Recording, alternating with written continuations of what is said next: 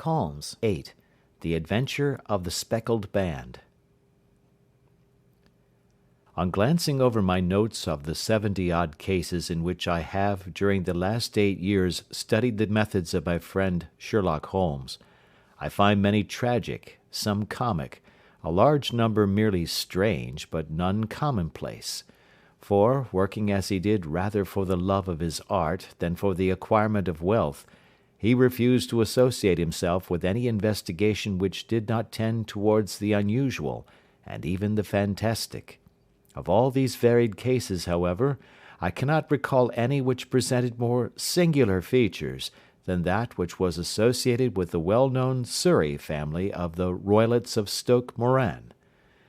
The events in question occurred in the early days of my association with Holmes, when we were sharing rooms as bachelors in Baker Street.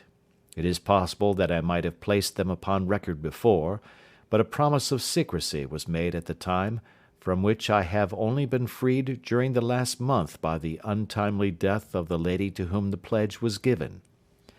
It is perhaps as well that the fact should now come to light, for I have reasons to know that there are widespread rumours as to the death of Dr. Grimesby Roylott, which tend to make the matter even more terrible than the truth. It was early in April in the year '83 that I woke one morning to find Sherlock Holmes standing, fully dressed, by the side of my bed. He was a late riser, as a rule, and as the clock on the mantelpiece showed me that it was only 7:15, I blinked up at him in some surprise, and perhaps just a little resentment, for I was myself regular in my habits. "Very sorry to knock you up, Watson," said he, "but it's the common lot this morning. Mrs. Hudson has been knocked up, she retorted upon me, and I on you." "What is it, then? A fire?" "No, a client. It seems that a young lady has arrived in a considerable state of excitement, who insists upon seeing me. She is waiting now in the sitting-room. Now, when young ladies wander about the metropolis at this hour of the morning, and knock sleepy people up out of their beds, I presume that it is something very pressing which they have to communicate. Should it prove to be an interesting case, you would, I am sure, wish to follow it from the outset. I thought, at any rate, that I should call you and give you the chance." "My dear fellow, I would not miss it for anything." I had no keener pleasure than in following Holmes in his professional investigations, and in admiring the rapid deductions, as swift as intuitions, and yet always founded on a logical basis with which he unravelled the problems which were submitted to him. I rapidly threw on my clothes, and was ready in a few minutes to accompany my friend down to the sitting-room. A lady, dressed in black, and heavily veiled, who had been sitting in the window, rose as we entered. "Good morning, madam," said Holmes cheerily. "My name is Sherlock Holmes. This is my intimate friend and associate, Dr. Watson, before whom you can speak as freely as before myself. Ha! I am glad to see that Mrs. Hudson has had the good sense to light the fire. Pray draw up to it, and I shall order you a cup of hot coffee, for I observe that you are shivering." "It is not cold which makes me shiver," said the woman in a low voice, changing her seat as requested. "What then?" "It is fear, Mr. Holmes. It is terror." She raised her veil as she spoke, and we could see that she was indeed in a pitiable state of agitation, her face all drawn and grey, with restless, frightened eyes, like those of some hunted animal. Her features and figure were those of a woman of 30, but her hair was shot with premature grey, and her expression was weary and haggard. Sherlock Holmes ran her over with one of his quick, all-comprehensive glances. "You must not fear," said he, soothingly, bending forward and patting her forearm. "We shall soon set matters right, I have no doubt. You have come in by train this morning, I see." "You know me, then?" "No, but I observed the second half of a return ticket in the palm of your left glove. You must have started early, and yet you had a good drive in a dog-cart, along heavy roads, before you reached the station." The lady gave a violent start and stared in bewilderment at my companion. "There is no mystery, my dear madam," said he, smiling. "The left arm of your jacket is spattered with mud in no less than 7 places. The marks are perfectly fresh. There is no vehicle save a dog-cart which throws up mud in that way, and then only when you sit on the left-hand side of the driver." "Whatever your reasons may be, you are perfectly correct," said she. "I started from home before 6, reached Leatherwood at 20 past, and came in by the first train to Waterloo. Sir, I can stand this strain no longer. I shall go mad if it continues. I have no one to turn to, none, save only one, who cares for me, and he, poor fellow, can be of little aid. I have heard of you, Mr. Holmes. I have heard of you from Mrs. Farintosh, whom you helped in the hour of her sore need. It was from her that I had your address. Oh, sir, do you not think that you could help me, too, and at least throw a little light through the dense darkness which surrounds me? At present, it is out of my power to reward you for your services, but in a month or 6 weeks I shall be married, with the control of my own income, and then at least you shall not find me ungrateful." Holmes turned to his desk, and, unlocking it, drew out a small case-book, which he consulted. "Farintosh," said he. "Ah, yes, I recall the case. It was concerned with an opal tiara. I think it was before your time, Watson. I can only say, madam, that I shall be happy to devote the same care to your case as I did to that of your friend. As to reward, my profession is its own reward, but you are at liberty to defray whatever expenses I may be put to at the time which suits you best. And now I beg that you will lay before us everything that may help us in forming an opinion upon the matter."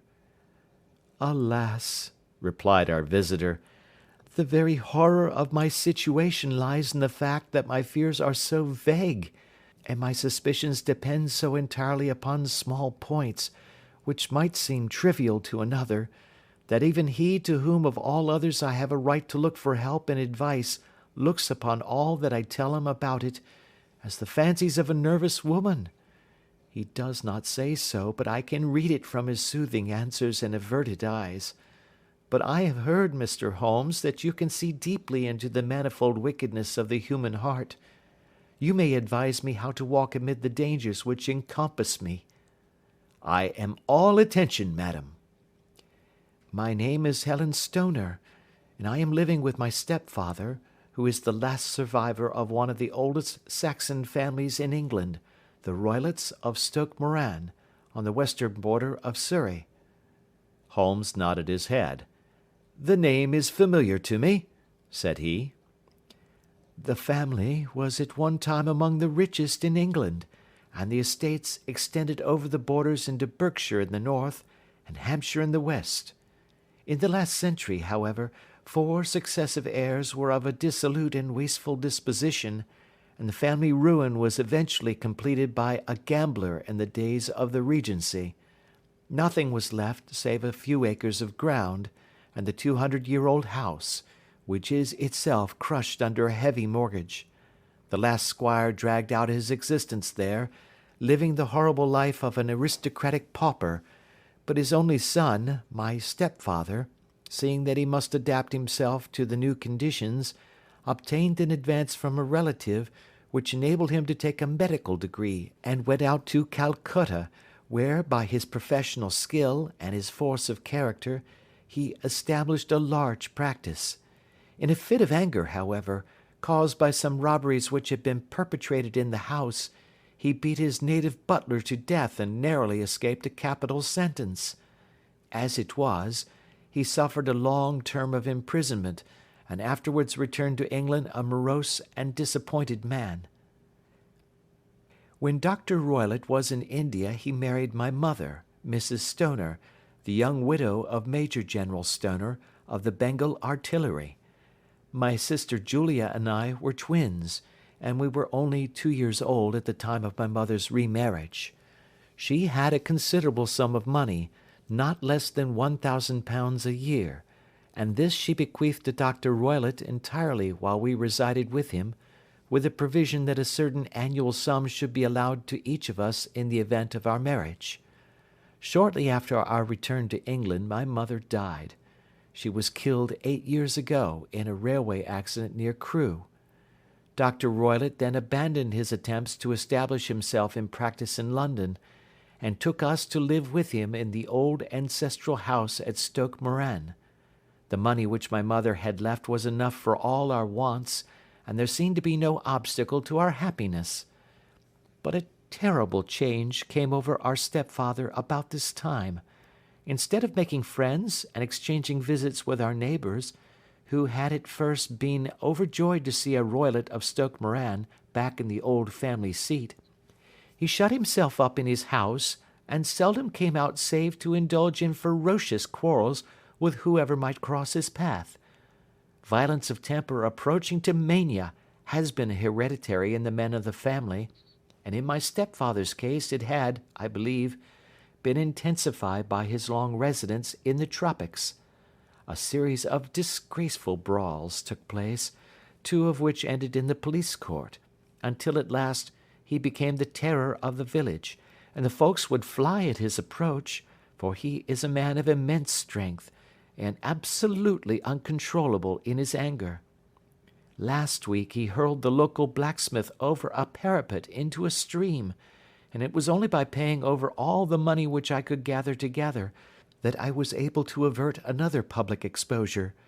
He had no friends at all save the wandering gipsies, and he would give these vagabonds leave to encamp upon the few acres of bramble-covered land which represent the family estate, and would accept in return the hospitality of their tents, wandering away with them sometimes for weeks on end. He has a passion also for Indian animals, which are sent over to him by a correspondent, and he has at this moment a cheetah and a baboon, which wander freely over his grounds and are feared by the villagers almost as much as their master. You can imagine from what I say that my poor sister Julia and I had no great pleasure in our lives. No servant would stay with us, and for a long time we did all the work of the house. She was but 30 at the time of her death, and yet her hair had already begun to whiten, even as mine has. Your sister is dead, then?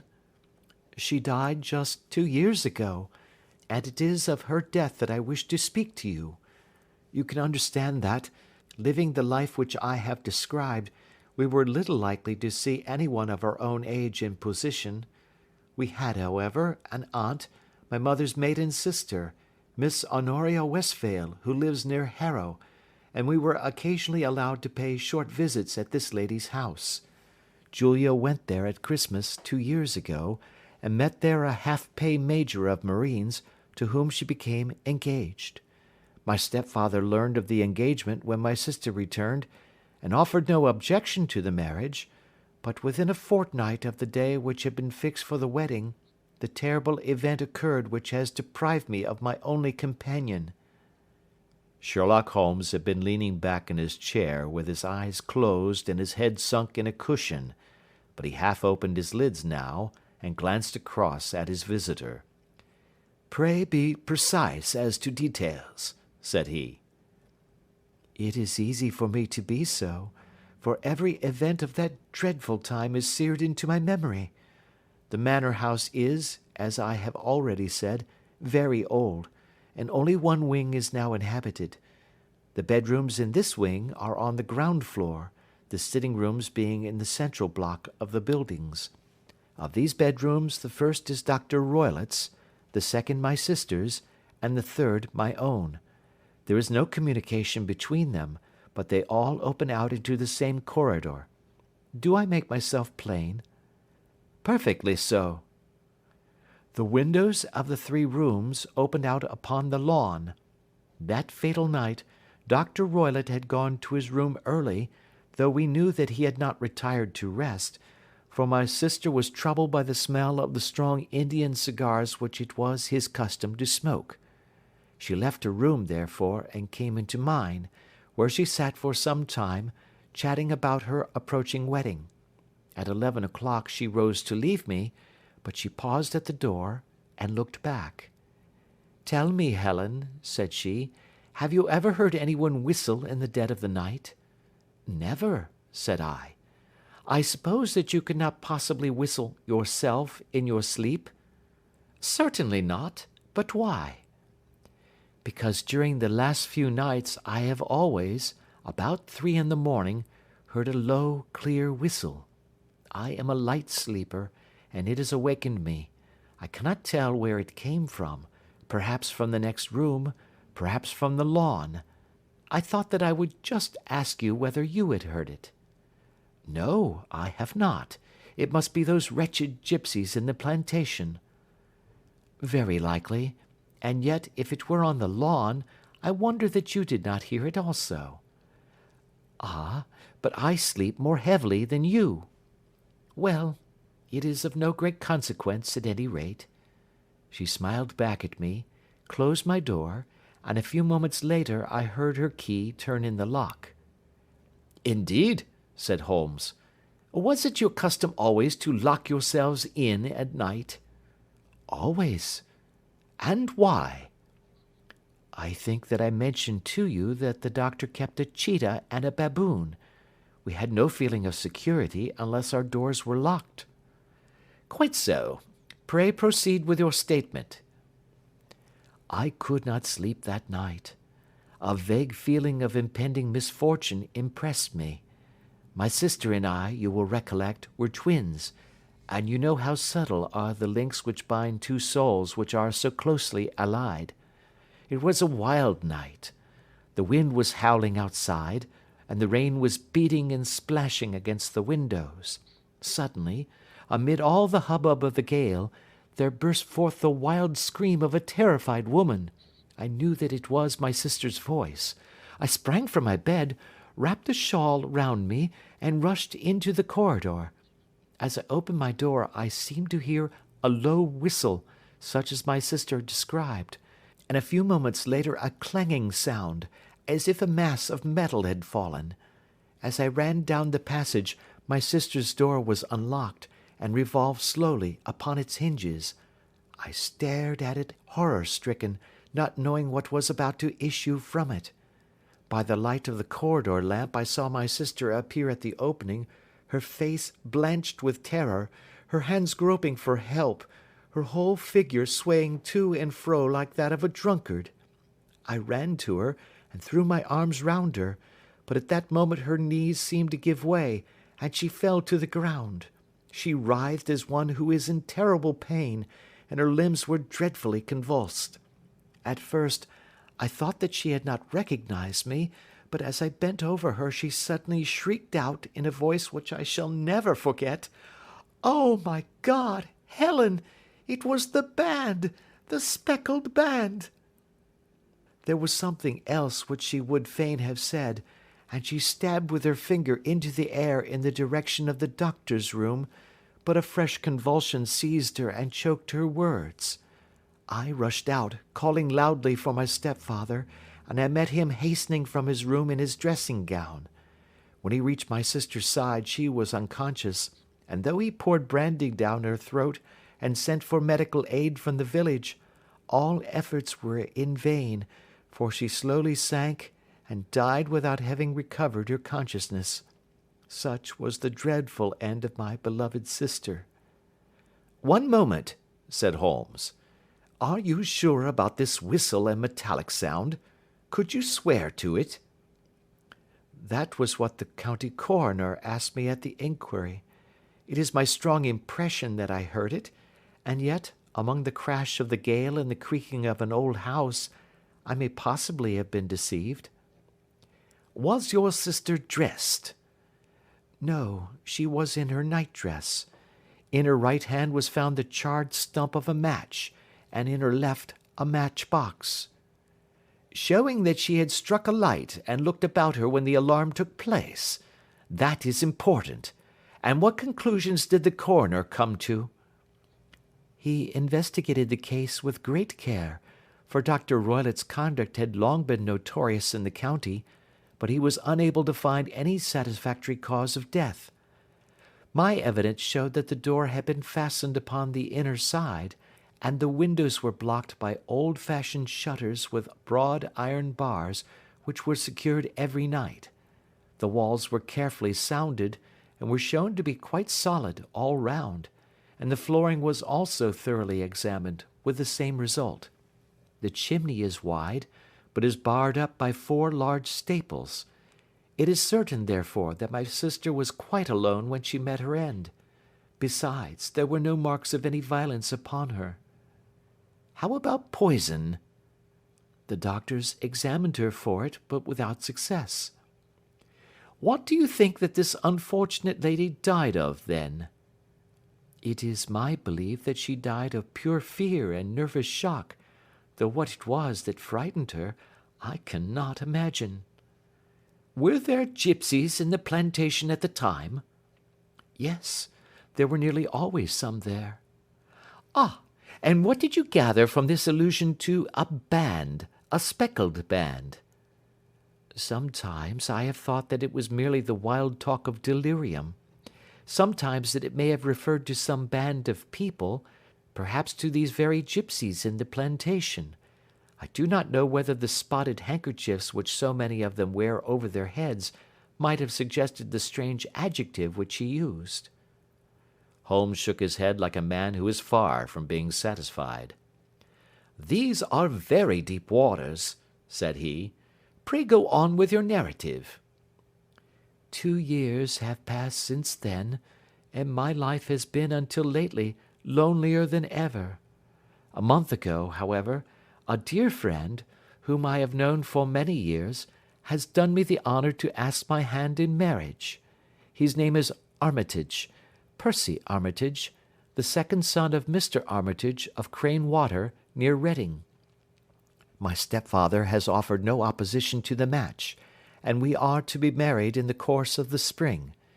2 days ago, some repairs were started in the west wing of the building, and my bedroom wall has been pierced, so that I have had to move into the chamber in which my sister died, and to sleep in the very bed in which she slept. Imagine, then, my thrill of terror when last night, as I lay awake, thinking over her terrible fate, I suddenly heard in the silence of the night the low whistle which had been the herald of her own death. I sprang up and lit the lamp, but nothing was to be seen in the room. I was too shaken to go to bed again, however, so I dressed, and as soon as it was daylight I slipped down, got a dog-cart at the Crown Inn, which is opposite, and drove to Leatherhead, from whence I have come on this morning with the one object of seeing you and asking your advice. You have done wisely, said my friend. But have you told me all? Yes, all. Miss Roylott, you have not. You are screening your stepfather. Why, what do you mean? For answer, Holmes pushed back the frill of black lace which fringed the hand that lay upon our visitor's knee.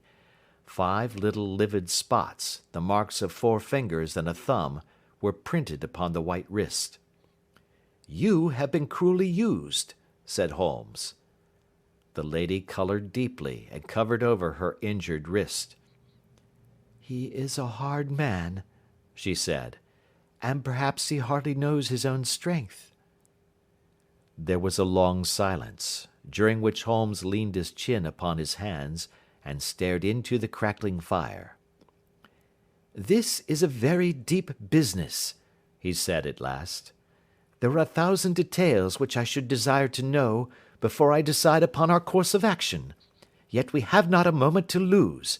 If we were to come to Stoke Moran today, would it be possible for us to see over these rooms without the knowledge of your stepfather? As it happens, he spoke of coming into town today upon some most important business. It is probable that he will be away all day, and that there will be nothing to disturb you. We have a housekeeper now, but she is old and foolish, and I could easily get her out of the way. Excellent. You are not averse to this trip, Watson? By no means. Then we shall both come. What are you going to do yourself? I have 1 or 2 things which I would wish to do now that I am in town, but I shall return by the 12 o'clock train, so as to be there in time for your coming. and you may expect us early in the afternoon. I have myself some small business matters to attend to. Will you not wait and breakfast?" "No, I must go. My heart is lightened already since I have confided my trouble to you. I shall look forward to seeing you again this afternoon." She dropped her thick black veil over her face and glided from the room. "And what do you think of it all, Watson?" asked Sherlock Holmes, leaning back in his chair. "It seems to me to be a most dark and sinister business." "Dark enough and sinister enough." "Yet if the lady is correct in saying that the flooring and walls are sound, and that the door, window, and chimney are impassable, then her sister must have been undoubtedly alone when she met her mysterious end." "What becomes then of these nocturnal whistles, and what of the very peculiar words of the dying woman?" "I cannot think."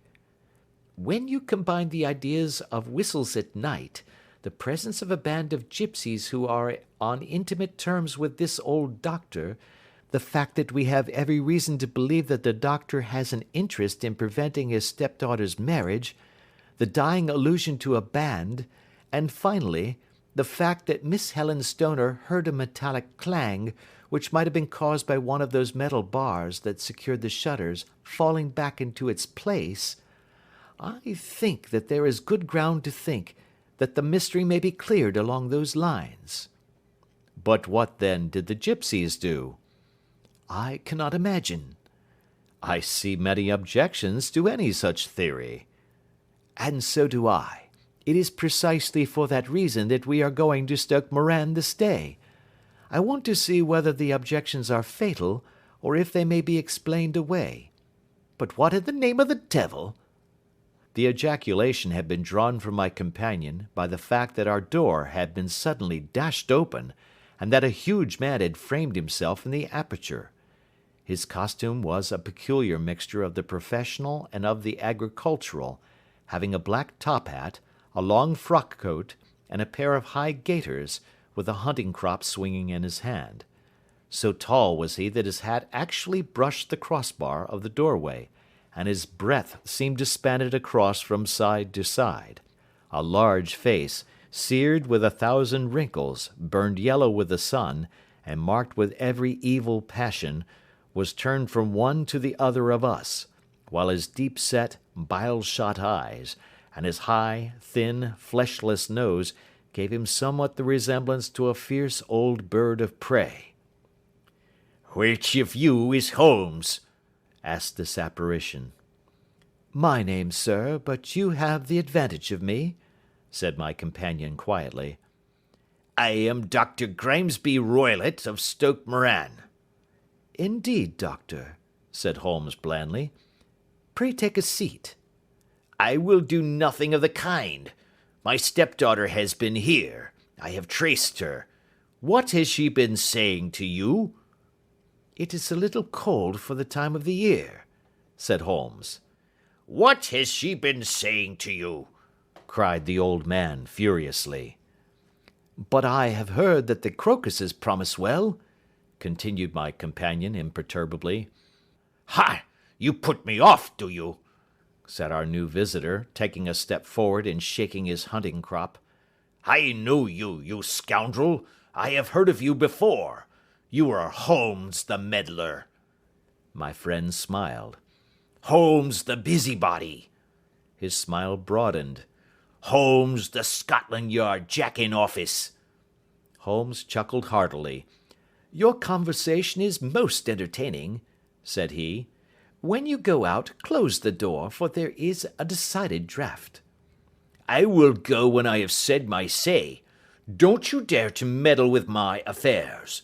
I know that Miss Stoner has been here. I traced her.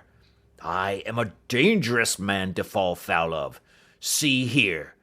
He stepped swiftly forward, seized the poker, and bent it into a curve with his huge brown hands. "See that you keep yourself out of my grip," he snarled, and hurling the twisted poker into the fireplace, he strode out of the room. "He seems a very amiable person," said Holmes, laughing. Ha! Ha! I am not quite so bulky, but if he had remained, I might have shown him that my grip was not much more feeble than his own." As he spoke, he picked up the steel poker and, with a sudden effort, straightened it out again. "Fancy his having the insolence to confound me with the official detective force! This incident gives zest to our investigation, however, and I only trust that our little friend will not suffer from her imprudence in allowing this brute to trace her. And now, Watson, we shall order breakfast, and afterwards I shall walk down to Doctors' Commons, where I hope to get some data which may help us in this matter." It was nearly 1 o'clock when Sherlock Holmes returned from his excursion. He held in his hand a sheet of blue paper, scrawled over with notes and figures. "I have seen the will of the deceased wife," said he. "To determine its exact meaning, I have been obliged to work out the present prices of the investments with which it is concerned. The total income, which at the time of the wife's death was little short of £1,100, is now, through the fall in agricultural prices, not more than £750. Each daughter can claim an income of £250 in case of marriage. It is evident, therefore, that if both girls had married, this beauty would have been a mere pittance, while even one of them would cripple him to a very serious extent. My morning's work has not been wasted, since it has proved that he has the very strongest motives for standing in the way of anything of the sort. And now, Watson, this is too serious for dawdling, especially as the old man is aware that we are interesting ourselves in his affairs. So if you are ready, we shall call a cab and drive to Waterloo. I should be very much obliged if you would slip your revolver into your pocket. An Ely's No. 2 is an excellent argument with gentlemen who can twist steel pokers into knots. That and a toothbrush are, I think, all that we need." At Waterloo we were fortunate in catching a train for Leatherhead, where we hired a trap at the station inn and drove for 4 or 5 miles through the lovely Surrey lanes. It was a perfect day, with a bright sun and a few fleecy clouds in the heavens. The trees and wayside hedges were just throwing out their first green shoots, and the air was full of the pleasant smell of the moist earth. To me, at least, there was a strange contrast between the sweet promise of the spring and this sinister quest upon which we were engaged. My companion sat in the front of the trap, his arms folded, his hat pulled down over his eyes, and his chin sunk upon his breast, buried in the deepest thought. Suddenly, however, he started, tapped me on the shoulder, and pointed over the meadows. "Look there," said he. A heavily timbered park stretched up in a gentle slope, thickening into a grove at the highest point. From amid the branches there jutted out the grey gables and high roof-tree of a very old mansion. "Stoke Moran?" said he. "Yes, sir, that be the house of Dr. Grimesby Roylott," remarked the driver. "There is some building going on there," said Holmes. "That is where we are going." "There's the village," said the driver, pointing to a cluster of roofs some distance to the left. "But if you want to get to the house, you'll find it shorter to get over this stile and so by the footpath over the fields. There it is, where the lady is walking." "And the lady, I fancy, is Miss Stoner," observed Holmes, shading his eyes. "Yes, I think we had better do as you suggest." We got off, paid our fare, and the trap rattled back on its way to Leatherhead. "I thought it as well," said Holmes as we climbed the stile, "that this fellow should think we had come here as architects, or on some definite business. It may stop his gossip. Good afternoon, Miss Stoner. You see that we have been as good as our word." Our client of the morning had hurried forward to meet us with a face which spoke her joy. "I have been waiting so eagerly for you," she cried, shaking hands with us warmly. "All has turned out splendidly. Dr. Roylott has gone to town, and it is unlikely that he will be back before evening." "We have had the pleasure of making the doctor's acquaintance," said Holmes, and in a few words he sketched out what had occurred. Miss Stoner turned white to the lips as she listened. "Good heavens!" she cried. "He has followed me, then?" "So it appears." "He is so cunning that I never know when I am safe from him. What will he say when he returns?" "He must guard himself, for he may find that there is someone more cunning than himself upon his track. You must lock yourself up from him tonight. If he is violent, we shall take you away to your aunt's at Harrow. Now, we must make the best use of our time, so kindly take us at once to the rooms which we are to examine."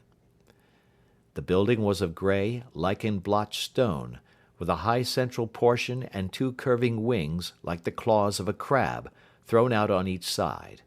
In one of these wings the windows were broken and blocked with wooden boards, while the roof was partly caved in, a picture of ruin. The central portion was in little better repair, but the right-hand block was comparatively modern, and the blinds in the windows, with the blue smoke curling up from the chimneys, showed that this was where the family resided. Some scaffolding had been erected against the end wall, and the stonework had been broken into, but there were no signs of any workmen at the moment of our visit. Holmes walked slowly up and down the ill-trimmed lawn, and examined with deep attention the outsides of the windows. "This, I take it, belongs to the room in which you used to sleep, the centre one to your sister's, and the one next to the main building to Dr. Roylott's chamber?" "Exactly so, but I am now sleeping in the middle one." "Pending the alterations, as I understand. By the way, there does not seem to be any very pressing need for repairs at that end wall." "There were none. I believe that it was an excuse to move me from my room." "Ah, that is suggestive. Now, on the other side of this narrow wing runs the corridor from which these three rooms open. There are windows in it, of course." "Yes, but very small ones, too narrow for anyone to pass through." "As you both locked your doors at night, your rooms were unapproachable from that side. Now, would you have the kindness to go into your room and bar your shutters?" Miss Stoner did so, and Holmes, after a careful examination through the open window, endeavoured in every way to force the shutter open, but without success. There was no slit through which a knife could be passed to raise the bar. Then with his lens he tested the hinges, but they were of solid iron, built firmly into the massive masonry. Said he, scratching his chin in some perplexity. "My theory certainly presents some difficulties. No one could pass these shutters if they were bolted. Well, we shall see if the inside throws any light upon the matter." A small side door led into the whitewashed corridor from which the three bedrooms opened. Holmes refused to examine the third chamber, so he passed at once to the second, that in which Miss Stoner was now sleeping, and in which her sister had met with her fate. It was a homely little room, with a low ceiling and a gaping fireplace, after the fashion of old country houses.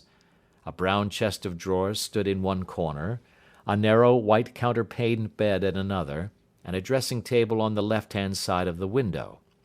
These articles, with two small wicker-work chairs, made up all the furniture in the room save for a square of Wilton carpet in the centre. The boards round and the panelling of the walls were of brown, worm-eaten oak, so old and discoloured that it may have dated from the original building of the house. Holmes drew one of the chairs into a corner and sat silent, while his eyes travelled round and up and down, taking in every detail of the apartment. "Where does that bell communicate with?" he asked at last, pointing to a thick bell-rope which hung down beside the bed, the tassel actually lying upon the pillow. "It goes to the housekeeper's room." "It looks newer than the other things?" "Yes, it was only put there a couple of years ago."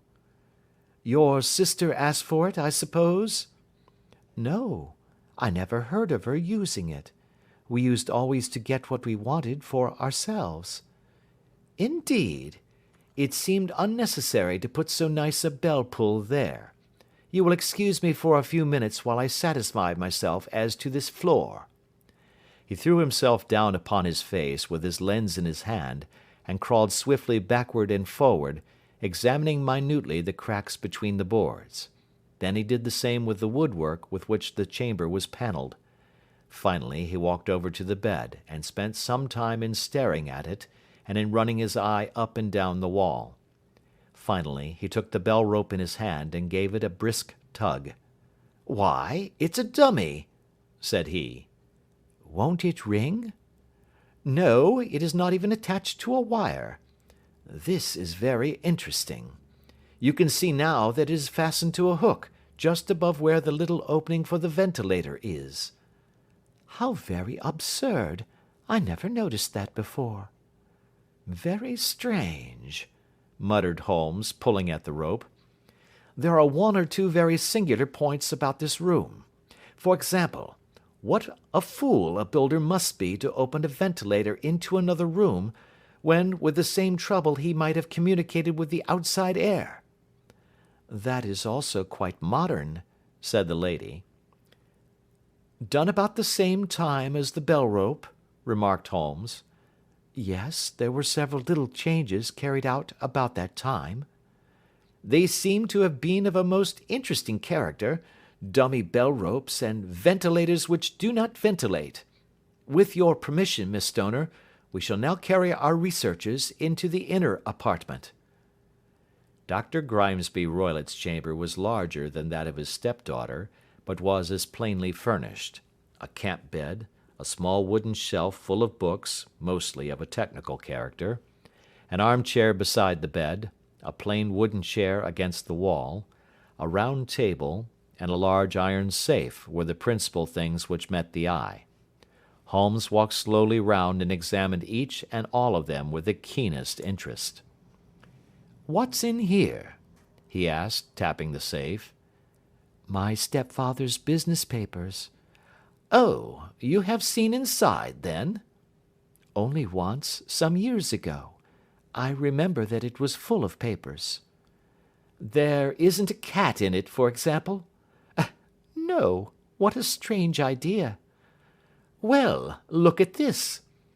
He took up a small saucer of milk which stood on the top of it. "No, we don't keep a cat, but there is a cheetah and a baboon."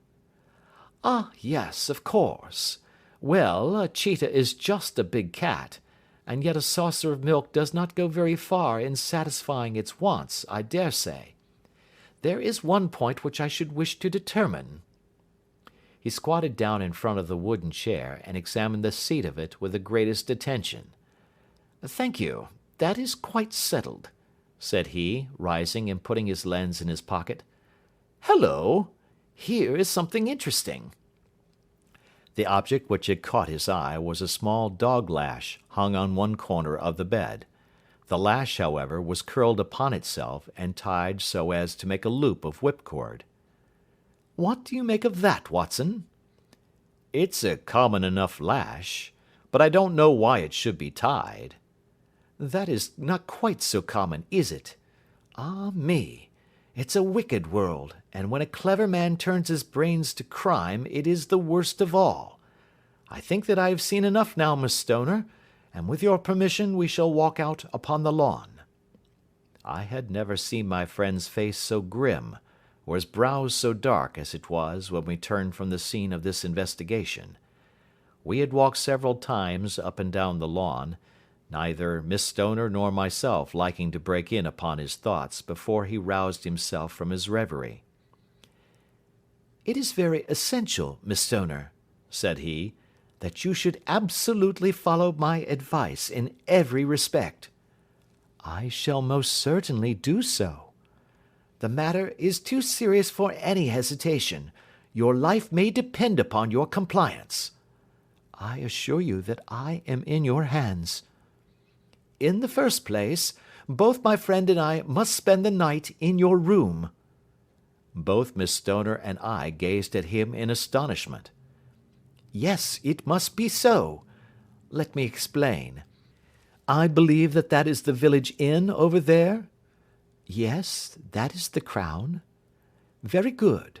Your windows would be visible from there?" "Certainly." "You must confine yourself to your room, on pretence of a headache, when your stepfather comes back. Then when you hear him retire for the night, you must open the shutters of your window, undo the hasp, put your lamp there as a signal to us, and then withdraw quietly with everything which you are likely to want into the room which you used to occupy.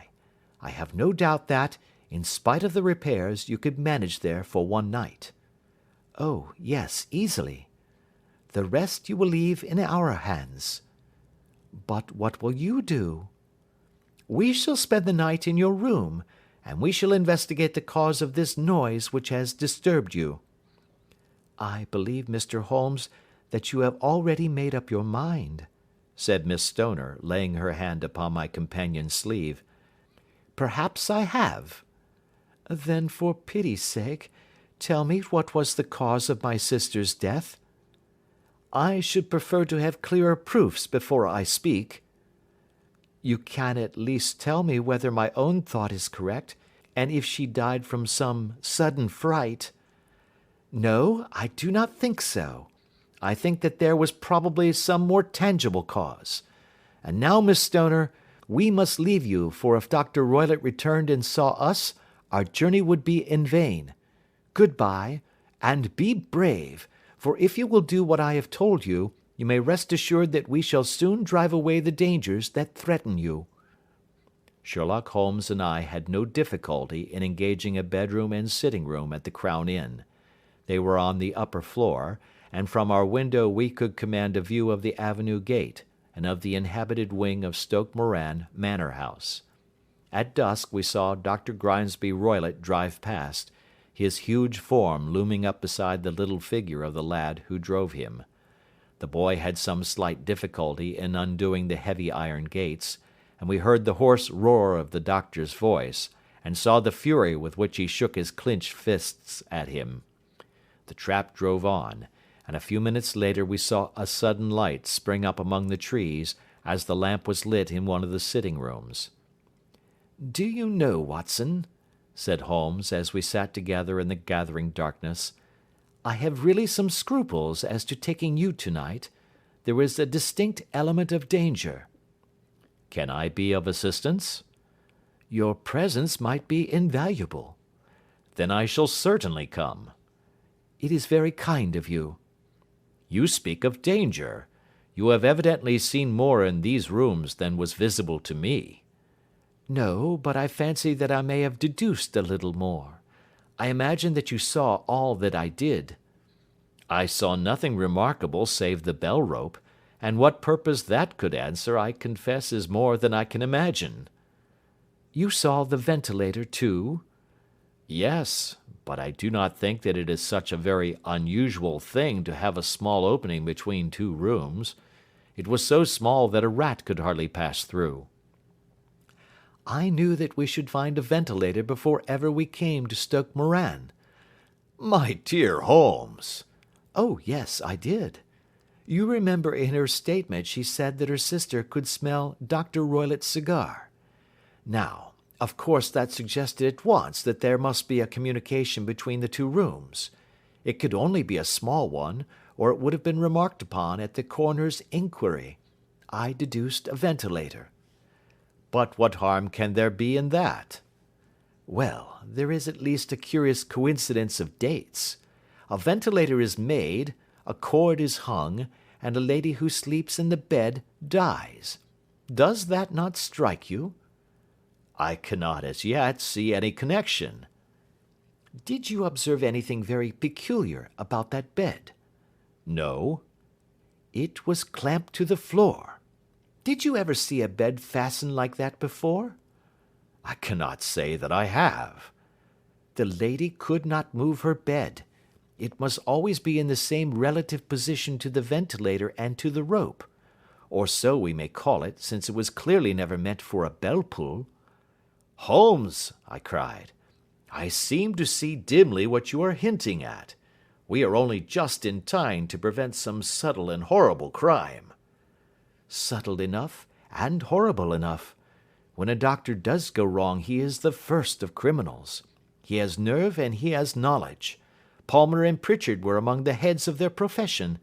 This man strikes even deeper, but I think, Watson, that we shall be able to strike deeper still. Yet we shall have horrors enough before the night is over. For goodness' sake, let us have a quiet pipe, and turn our minds for a few hours to something more cheerful." About 9 o'clock the light among the trees was extinguished, and all was dark in the direction of the manor house. 2 hours passed slowly away, and then suddenly, just at the stroke of 11, a single bright light shone out right in front of us. "That is our signal," said Holmes, springing to his feet. "It comes from the middle window." As we passed out he exchanged a few words with the landlord, explaining that we were going on a late visit to an acquaintance, and that it was possible that we might spend the night there. A moment later we were out on the dark road, a chill wind blowing in our faces, and one yellow light twinkling in front of us through the gloom, to guide us on our sombre errand. There was little difficulty in entering the grounds, for unrepaired breaches gaped in the old park wall. Making our way among the trees, we reached the lawn, crossed it, and were about to enter through the window when out from a clump of laurel bushes there darted what seemed to be a hideous and distorted child, who threw itself upon the grass with writhing limbs and then ran swiftly across the lawn into the darkness. "My God!"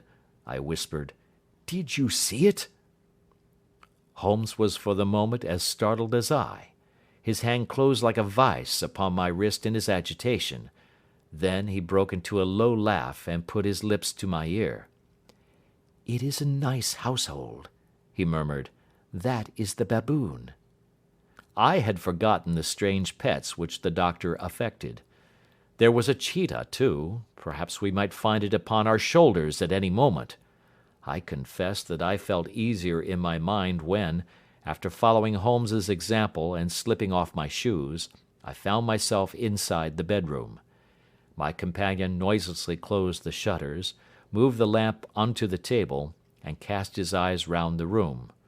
All was as we had seen it in the daytime. Then, creeping up to me and making a trumpet of his hand, he whispered into my ear again so gently that it was all that I could do to distinguish the words. "The least sound would be fatal to our plans." I nodded to show that I had heard. "We must sit without light. He would see it through the ventilator." I nodded again. "Do not go asleep. Your very life may depend upon it.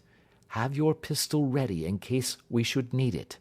I will sit on the side of the bed, and you in that chair." I took out my revolver and laid it on the corner of the table. Holmes had brought up a long, thin cane, and this he placed upon the bed beside him. By it he laid the box of matches and the stump of a candle. Then he turned down the lamp, and we were left in darkness. How shall I ever forget that dreadful vigil? I could not hear a sound, not even the drawing of a breath, and yet I knew that my companion sat open-eyed, within a few feet of me, in the same state of nervous tension in which I was myself. The shutters cut off the least ray of light, and we waited in absolute darkness. From outside came the occasional cry of a night bird, and once at our very window a long-drawn cat-like whine, which told us that the cheetah was indeed at liberty. Far away we could hear the deep tones of the parish clock, which boomed out every quarter of an hour. How long they seemed, those quarters! 12 struck, and 1, and 2, and 3, and still we sat waiting silently for whatever might befall. Suddenly, there was the momentary gleam of a light up in the direction of the ventilator, which vanished immediately, but was succeeded by a strong smell of burning oil and heated metal. Someone in the next room had lit a dark lantern. I heard a gentle sound of movement, and then all was silent once more, though the smell grew stronger. For half an hour I sat with straining ears. Then suddenly another sound became audible, a very gentle, soothing sound, like that of a small jet of steam escaping continually from a kettle. The instant that we heard it, Holmes sprang from the bed, struck a match, and lashed furiously with his cane at the bell-pull. "You see it, Watson?" he yelled. "You see it?" But I saw nothing. At the moment when Holmes struck the light, I heard a low, clear whistle, but the sudden glare flashing into my weary eyes made it impossible for me to tell what it was at which my friend lashed so savagely. I could, however, see that his face was deadly pale and filled with horror and loathing. He had ceased to strike and was gazing up at the ventilator, when suddenly there broke from the silence of the night the most horrible cry to which I have ever listened. It swelled up louder and louder, a hoarse yell of pain and fear and anger all mingled in the one dreadful shriek. They say that away down in the village, and even in the distant parsonage, that cry raised the sleepers from their beds. It struck cold to our hearts, and I stood gazing at Holmes and he at me until the last echoes of it had died away into the silence from which it rose. "What can it mean?" I gasped. "It means that it is all over," Holmes answered. "And perhaps, after all, it is for the best. Take your pistol and we will enter Dr. Roylott's room." With a grave face he lit the lamp and led the way down the corridor. Twice he struck at the chamber door without any reply from within. Then he turned the handle and entered, I at his heels with the cocked pistol in my hand. It was a singular sight which met our eyes. On the table stood a dark lantern with the shutter half open, throwing a brilliant beam of light upon the iron safe, the door of which was ajar. Beside this table, on the wooden chair, sat Dr. Grimesby Roylott, clad in a long grey dressing gown, his bare ankles protruding beneath, and his feet thrust into red heelless Turkish slippers. Across his lap lay the short stock with the long lash which we had noticed during the day. His chin was cocked upward, and his eyes were fixed in a dreadful, rigid stare at the corner of the ceiling. Round his brow he had a peculiar yellow band, with brownish speckles, which seemed to be bound tightly round his head. As we entered, he made neither sound nor motion. "The band, the speckled band," whispered Holmes. I took a step forward. In an instant his strange headgear began to move, and there reared itself from among his hair the squat diamond-shaped head and puffed neck of a loathsome serpent. "It is a swamp adder!" cried Holmes, "the deadliest snake in India. He has died within 10 seconds of being bitten. Violence does in truth recoil upon the violent, and the schemer falls into the pit which he digs for another. Let us thrust this creature back into its den, and we can then remove Miss Stoner to some place of shelter, and let the county police know what has happened." As he spoke he drew the dog whip swiftly from the dead man's lap, and throwing the noose round the reptile's neck he drew it from its horrid perch, and carrying it at arm's length, threw it into the iron safe which he closed upon it. Such are the true facts of the death of Dr. Grimesby Roylott of Stoke Moran. It is not necessary that I should prolong a narrative which has already run to too great a length by telling how we broke the sad news to the terrified girl, how we conveyed her by the morning train to the care of her good aunt at Harrow, of how the slow process of official inquiry came to the conclusion that the doctor met his fate while indiscreetly playing with a dangerous pet. The little which I had yet to learn of the case was told me by Sherlock Holmes as we travelled back next day. "I had," said he, "come to an entirely erroneous conclusion which shows, my dear Watson, how dangerous it always is to reason from insufficient data. The presence of the gipsies, and the use of the word band, which was used by the poor girl, no doubt, to explain the appearance which she had caught a hurried glimpse of by the light of her match, were sufficient to put me upon an entirely wrong scent. I can only claim the merit that I instantly reconsidered my position when, however, it became clear to me that whatever danger threatened an occupant of the room could not come either from the window or the door. My attention was speedily drawn, as I have already remarked to you, to this ventilator, and to the bell rope which hung down to the bed. The discovery that this was a dummy, and that the bed was clamped to the floor, instantly gave rise to the suspicion that the rope was there as a bridge for something passing through the hole and coming to the bed. The idea of a snake instantly occurred to me, and when I coupled it with my knowledge that the doctor was furnished with a supply of creatures from India, I felt that I was probably on the right track. The idea of using a form of poison which could not possibly be discovered by any chemical test was just such a one as would occur to a clever and ruthless man who had had an Eastern training. The rapidity with which such a poison would take effect would also, from his point of view, be an advantage. It would be a sharp-eyed coroner, indeed, who could distinguish the two little dark punctures which would show where the poisoned fangs had done their work. Then I thought of the whistle. Of course, he must recall the snake before the morning light revealed it to the victim. He had trained it, probably by the use of the milk which we saw, to return to him when summoned. He would put it through this ventilator at the hour that he thought best, with the certainty that it would crawl down the rope and land on the bed. It might or might not bite the occupant. Perhaps she might escape every night for a week, but sooner or later she must fall a victim. I had come to these conclusions before ever I had entered his room. An inspection of his chair showed me that he had been in the habit of standing on it, which of course would be necessary in order that he should reach the ventilator. The sight of the safe, the saucer of milk, and the loop of whipcord were enough to finally dispel any doubts which may have remained. The metallic clang heard by Miss Stoner was obviously caused by her stepfather hastily closing the door of his safe upon its terrible occupant. Having once made up my mind, you know the steps which I took in order to put the matter to the proof. I heard the creature hiss, as I have no doubt that you did also, and I instantly lit the light and attacked it. With the result of driving it through the ventilator. And also with the result of causing it to turn upon its master at the other side. Some of the blows of my cane came home and roused its snakish temper, so that it flew upon the first person it saw.